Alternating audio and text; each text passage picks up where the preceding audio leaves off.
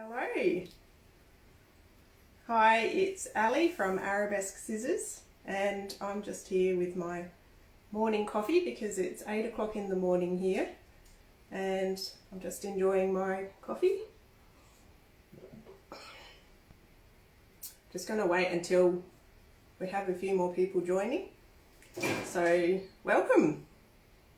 Do you like my big coffee cup? I have only two cups of coffee a day, but when they're big cups of coffee, you can get away with a lot more. Hope you've got some coffee tips like that as well. Yeah, so I am, if you don't know where I am in the world, I'm in Australia and I live in the Adelaide Hills. And we're currently right in the middle of winter and it's really, really cold. And we're having quite a wet winter here, which is really unusual, but we're getting heaps of rain.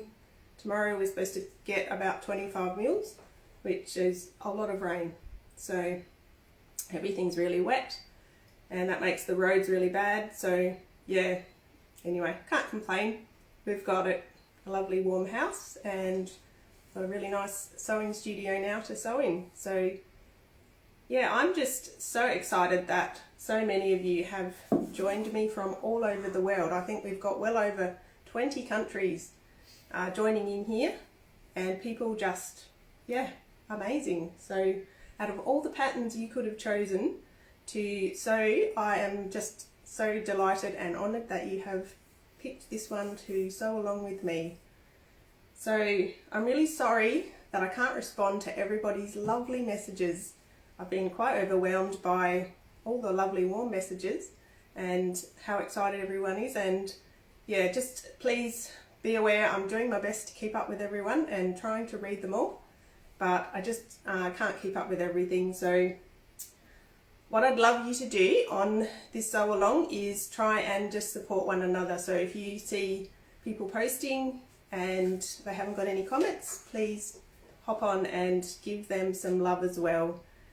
Just like we all like to get some encouragement when we're working. So I would love you just to yeah, come together and watch each other so that you can yeah, encourage each other and yeah, make it a really nice experience for everyone.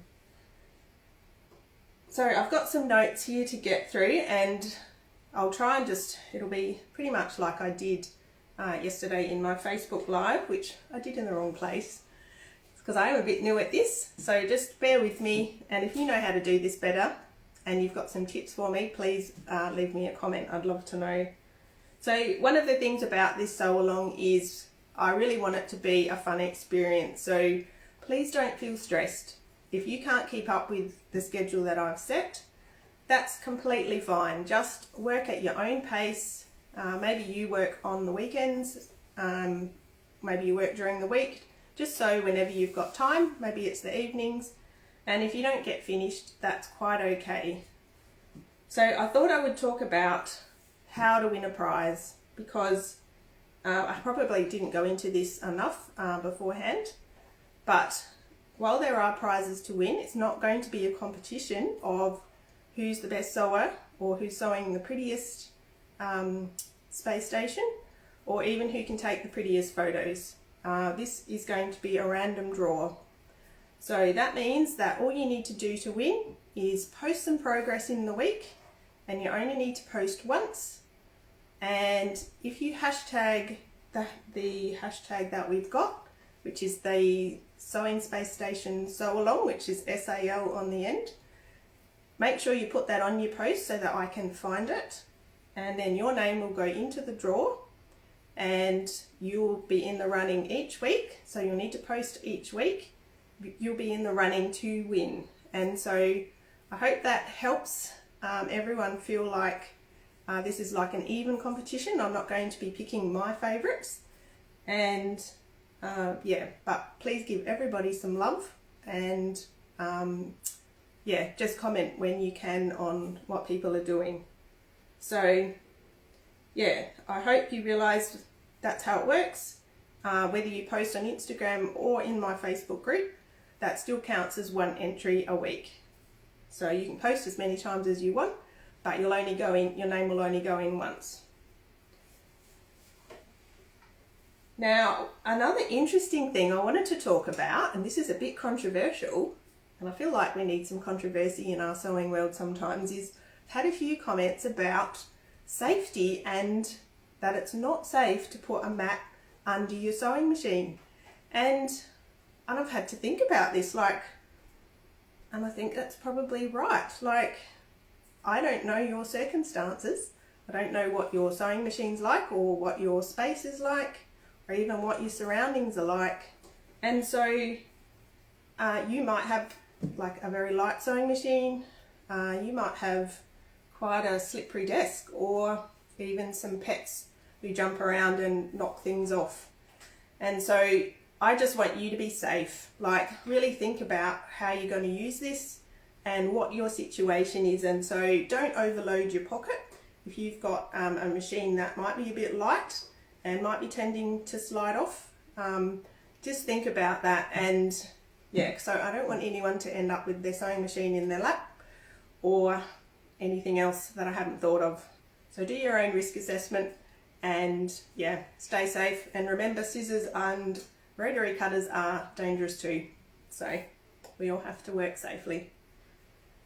So in this week, in this pattern, we're going to be covering up to the end of step 5. And already I've seen several people who sewed over the weekend and finished their station. So some people have been really speedy, and I understand that.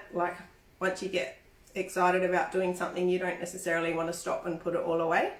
But if you are going to be sewing the way I've laid it out, this week we're going to be cutting everything out, and that means you're going to have to print out your pattern, and that starts with making sure your scale square is the correct size. So make sure that your printer is set to no scaling, or not. Make sure you're fit to page, whatever your printer says.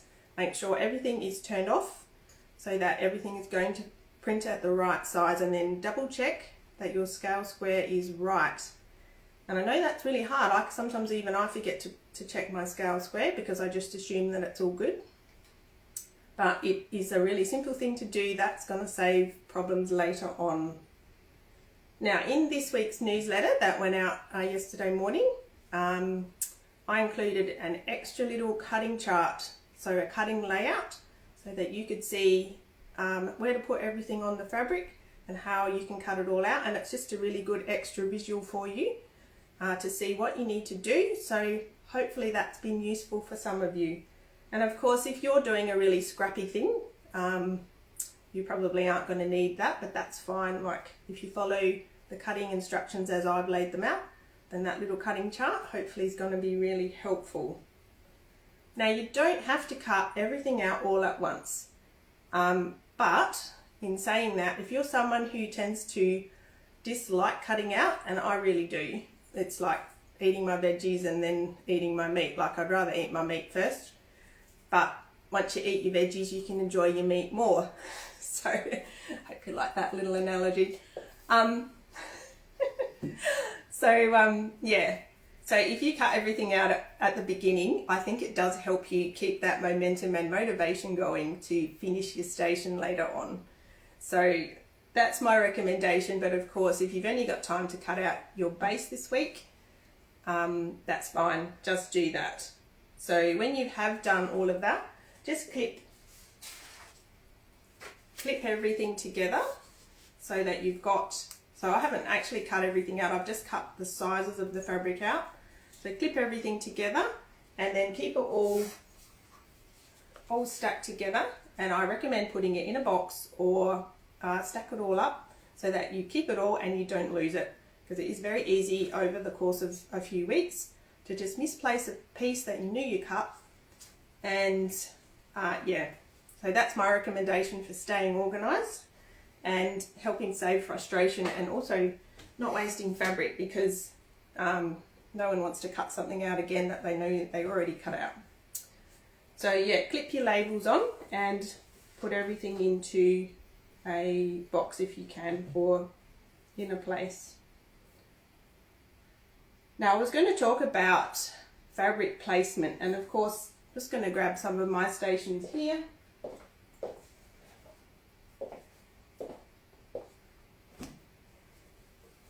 So of course this is really personal preference, because like we are going to put, you know, we've all got different patterns we like. Some of us like solids, some of us like very patterned stuff, some of us like a bit of mix of everything.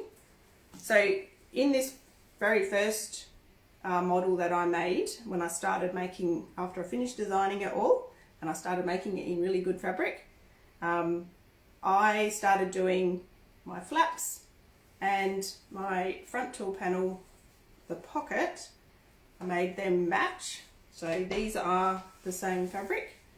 I made my top pocket panel in a contrast to the base.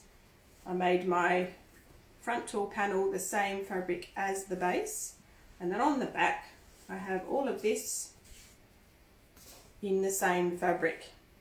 And I have this joining strip, which is actually a different fabric to my binding. I have this in the same fabric as the rest of it. And you can see that this blends in really well then. And if that's something that you want to disguise, you can cut that in the same fabric and it hides really well. But you might want to actually make a bit of a feature of that, and that can look fine as well. So this is a patchwork one that I did in some lovely Ruby Star Petunia fabrics. And you can see this one's a lot busier, but it's a really nice effect. It's a really nice way of using up some scraps if you've got just a lot of pieces left over from making a quilt or something else. And so I haven't used the same here with my flaps and my front tool panel. I've done it a lot scrappier, and I really like the effect of that. And on the back of that, we've got more patchwork, but then the back of the tool panel is just that nice creamy white one from the Petunia range, and my strip that covers the join is also white. So that's what that looks like. So if you're trying to decide where to put things, you can use your Blueprints colouring sheet and stick some fabric on it and colour stuff in, and that can be a really nice way of just visualising where stuff's going to go, and yeah, making a bit of a plan so that you're sort of not disappointed at the end. You might be, but yeah, if you've decided later on to change your mind, sometimes it's not too late. But so this is another version. This is the one I did on the YouTube tutorials, and this one's in some really cute little space fabric to really bring out the International Space Station, you know, puns that we were bringing out in all of this. So yeah, I've also matched my outer tool pocket and my flaps together, and then on the back I've got denim, which was quite thick, and I did want to hide that join, but I didn't want to do the thick denim that I had for that, so I used just a navy one so you kind of can see it. But honestly, it's on the back most of the time, flat on the bench, flat on the desk, so you can't see it. So yeah. So that's sort of just covering where to put your fabric. And there's another thing I was going to mention about that. So when you're doing your base, so this is my base this time, this is going to be the top of my base. This is going to be covered by your top pocket panel. So don't plan a super special fabric that you want to see, because you're not going to see it. This is my top pocket panel, and as you can see, this covers a good 95% of this fabric. So don't plan a really amazing fabric for the top of this base. You can plan something really cool on the back of this, but even this you're not going to see very much because it's going to be flat on the desk most of the time. So yeah, just be aware of that and think about what fabric you're going to pick, and don't be too upset because it's going to be covered up. Now, keep your directional fabric in mind for this. So if you're wanting to have if you've got a directional fabric and you'd like it to be facing you while you're sitting at your machine, then think about, make sure it's going to be up the right way when you cut it out and when you sew those pieces together. So just keep that in mind, that everything is going to be facing you and you can easily get some stuff up the wrong way. Now the very next part, the very first part of the pattern, after you've cut everything out, in step 2, figures 1 and 2, we have a seam, a very important seam to sew, so that we end up with a finished edge before we quilt this top pocket panel. And this is a really easy step to miss, and I know that some of you are going to miss it. And you know why I know? It's because I made one the other day and I missed that step. So I went and made my quilted panel and I had raw edges on all the sides, and I suddenly went, I did that wrong. And then I had to work out how to fix it. So the reason I've done a finished edge here, so what we do is we sew the exterior and we sew the lining and we sew that first seam, and then we sandwich the fusible fleece in between that and butt it up inside that, up to that finished seam that we've just done, and then we fuse all that down and then we quilt that panel. And that is to help have a really flat edge on that edge that's going to be facing you in front of the sewing machine. So if we bound that, it ends up being a little bit more bulky, and yeah, so I was just trying to avoid that. But if you accidentally go and just make a quilted panel and you've got raw edges all the way around and you've forgotten to do that step, here's what I did the other day on this Tilda one. I got I think it was about a 2-inch, no, about a 1/2 inch ribbon, and I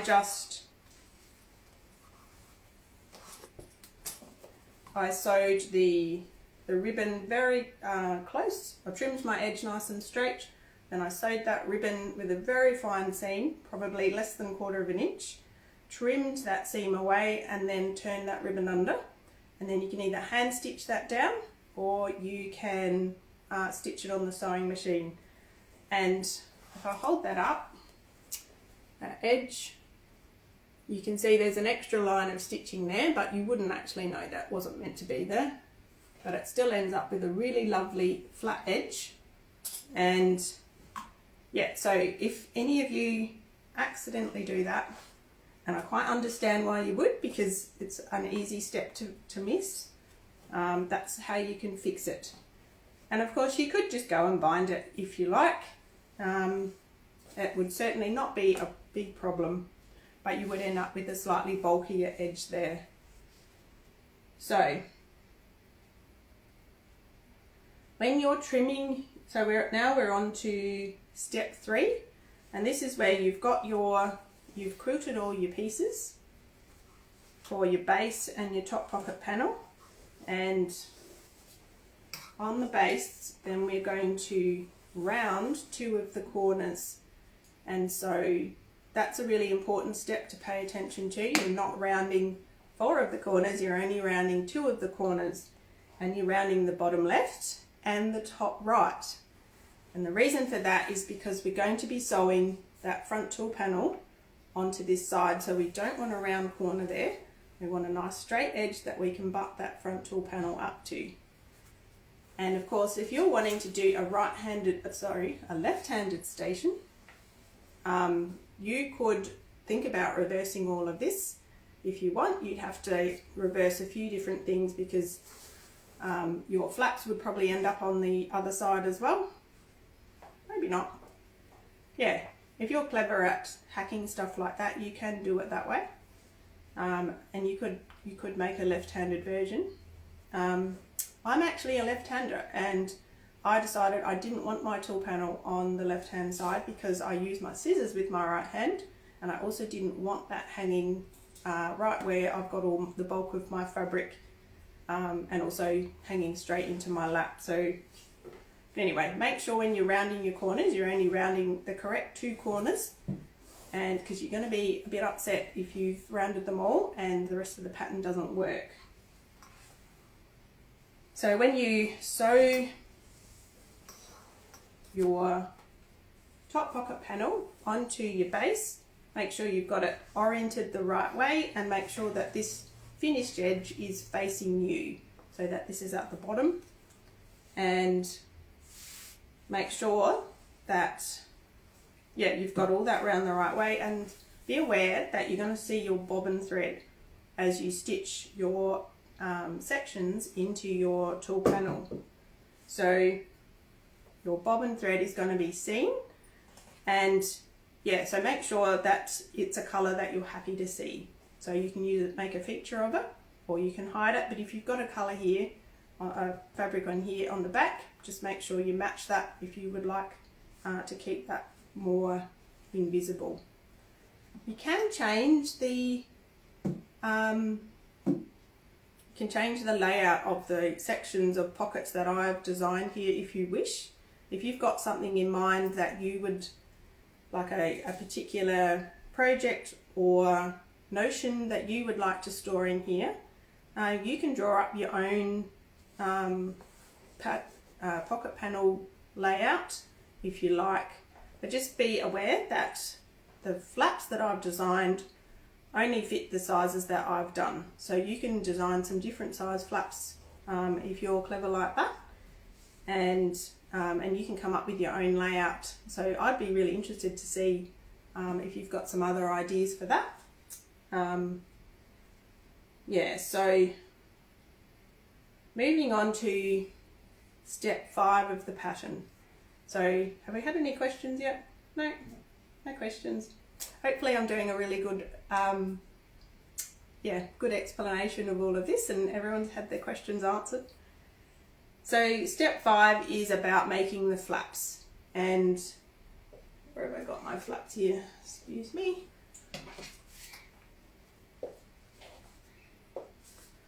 So when you're making your flaps, if you've never sewn something that's got a little curve on it before, and you're a little bit anxious about that, one of the things you can do is, if you have traced your interfacing really well and cut it out really well so that it's nice and accurate, you can use the edge of the fleece or the interfacing as a bit of a guide to sew around this seam.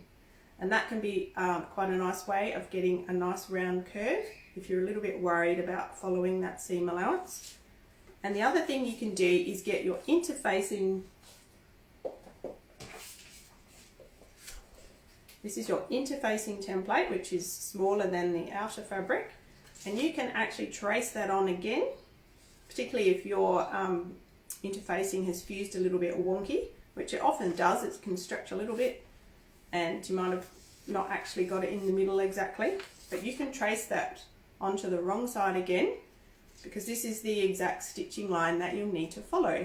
And so if you trace that on and follow that around, that can also be another way that you can get a nice straight even curve.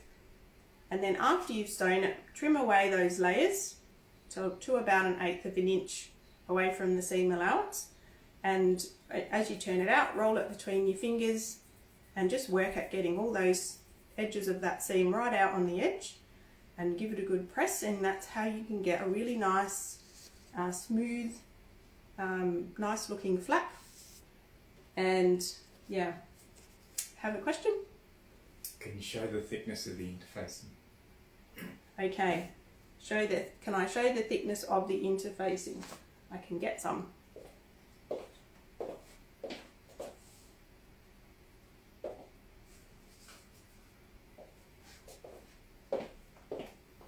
Okay, so this is my SF101. So this is called a medium weight woven interfacing. It's pretty thin.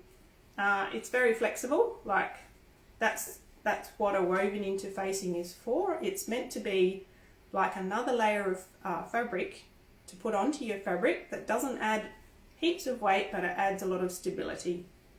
And so there's quite a few different brands that you can substitute for this. And in Australia, I think there's a birch, I can't remember the name of it. You can buy it at Spotlight. There's a birch one that I do think feels a little bit lighter than this, but still is a perfect substitute. And I think there's a Violene, there's a few different ones in the UK. And of course, this one's, the SF101 is a Pellon brand. And I get this one on Amazon and I buy it by the bolt because I use a lot of it. Because it's, if you're using a woven quilting weight fabric for making a lot of things, you often need a lot of this to keep things holding their shape. So, yep. And when do you add the ties on the back? When do you add the ties on the back? You can add the ties right before you do the binding if you like. So that could be almost the very last step before you bind the whole thing. So I think I've got that. I've got it being added a little bit earlier than that. But they can get in the way, like after you've got them on there, you do have to pin them to the back to hold everything out of the way. So yeah, you can add them if you wish to the very last step, pretty much before you bind your whole station. So hope that yep. And does the interfacing have to be woven? No, the interfacing doesn't have to be woven, but typically a non-woven interfacing does change the texture of your fabric. So I don't know if you've ever used it, but when you use a non-woven interfacing, it does tend to just, it makes your fabric a bit more like paper, and it adds a stiffness to it, which is not what we're after here. But if you can't get woven, absolutely use it. And you can actually put it, so when you've got your flap,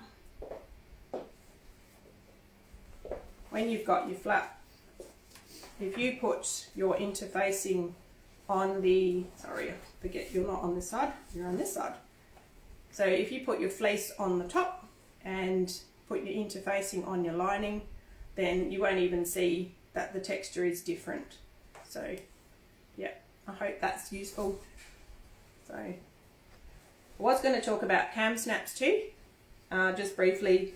If you haven't bought your cam snaps yet, that's fine, you don't need them. In fact, you can save that until right the very last step as well, because that's just when you're going to be clipping everything down. I think it's a size 16, which is a 10.7 millimeter or 7/16 cap diameter, and that's just the normal depth. It's not a thick one at all, it's just a typical regular height. But I do believe a size 20 is the most common, which is a 12.4 millimeter or 1/2 inch cap. And if you've got that, that will work fine as well. They'll be a little bit bigger than the ones I've used, but it won't interfere with anything at all. You've got plenty of space around all of that. So yeah, and of course, if you watch my first live that I did last week, you can see all the things you can substitute. If you don't have cam snaps and you don't want to buy any, you can use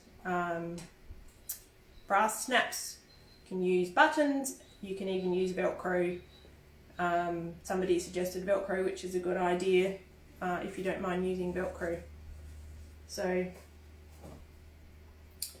yeah, I think that's all I had to really talk about. If there's no more questions, I really hope everybody enjoys getting going on this, and yep, remember to post your progress, hashtag your progress, and yeah, I really hope you can enjoy the process. Can't wait to see what everybody's doing. It's been some amazing finishes already. So you go. I'm going to say goodbye.